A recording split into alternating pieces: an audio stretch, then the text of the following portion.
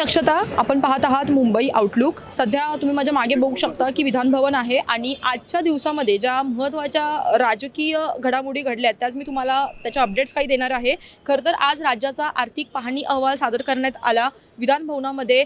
सकाळपासूनच मुख्यमंत्री असतील, उपमुख्यमंत्री असतील, एकनाथ शिंदे असतील, उपमुख्यमंत्री सुनेत्रा पवार असतील, देवेंद्र फडणवीस असतील मुख्यमंत्री, हे सगळे आज विधान भवनात दाखल झाले. राष्ट्रवादीचे नेते असतील, शिंदेंचे महायुतीचे नेते असतील, हे सगळेच आज विधान भवनात दाखल झाले आणि आर्थिक पाहणी अहवाल सादर करण्यात आला. तर या आर्थिक पाहणी अहवालामध्ये भारतातली सर्वात मजबूत आणि गतिमान अर्थव्यवस्थांपैकी महाराष्ट्राची अर्थव्यवस्था असल्याचं सांगण्यात आलं.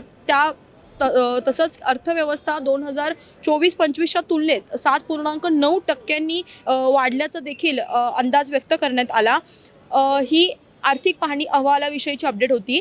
दुसरी महत्त्वाची अपडेट ती म्हणजे आज राज्यसभेच्या अधिकृत उमेदवार अर्ज भरण्यासाठीची आज शेवटची तारीख होती आणि आज मोठमोठ्या राजकीय घडामोडी देखील घडल्या.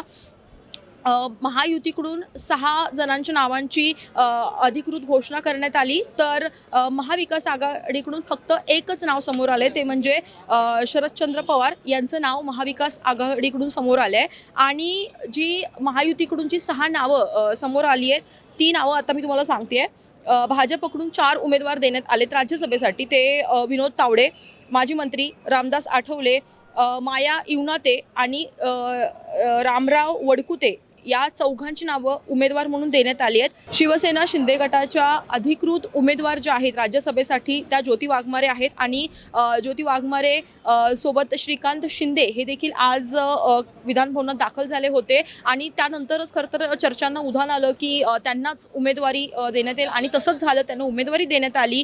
त्यांनी माध्यमांसमोर येऊन आपली प्रतिक्रिया देखील दिली. खरं तर ज्योती वाघमारे या अनेक वर्षांपासून या शिंदेंच्या गटात आहेत, मात्र आता खरं तर त्यांच्या मेहनतीचं फळ त्यांना भेटलंय असं एक चित्र पाहायला मिळतंय. आणि महाविकास आघाडीकडून जे नाव आले ते शरदचंद्र पवार यांचं, त्यासोबतच महायुतीतले मी 5 नावं तुम्हाला सांगितली आणि जे 6वं नाव आहे ते राष्ट्रवादी अजित पवार राष्ट्रवादी काँग्रेस अजित पवार गटाकडून आहे, ते म्हणजे पार्थ पवार यांचं नाव. खरं तर त्यांच्या नावांची चर्चा खूप होती, कॉन्ट्रोवर्शियल मुद्दे देखील राहिले, त्यांच्यावर अनेक आरोप देखील झाले होते याआधी, मात्र तरीसुद्धा आज त्यांचं नाव अधिकृतपणे समोर आलेलं आहे. या राजकीय काही महत्त्वाच्या घडामोडी होत्या, मात्र ह्याच्याशिवाय आज विधान भवनात एक चर्चा महत्त्वाची रंगली, ती म्हणजे नागपुरात 2 दिवसापूर्वी एक मोठा स्फोट झाला होता. एका कंपनीमध्ये हा स्फोट झालेला, तब्बल 19 निष्पाप लोकांचा यात बळी गेला होता आणि हाच मुद्दा आज विजय वडेट्टीवार यांनी मांडला.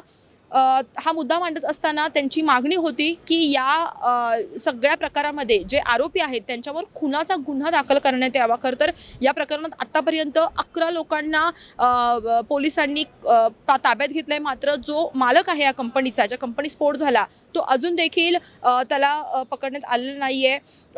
त्यामुळे त्यांच्यावर खुनाचा गुन्हा दाखल व्हावा अशी विजय वडेट्टीवार यांनी मागणी केली आहे. या प्रकरणाची चौकशी व्हावी असं देखील ते सातत्यानं म्हणत होते विधान भवनामध्ये.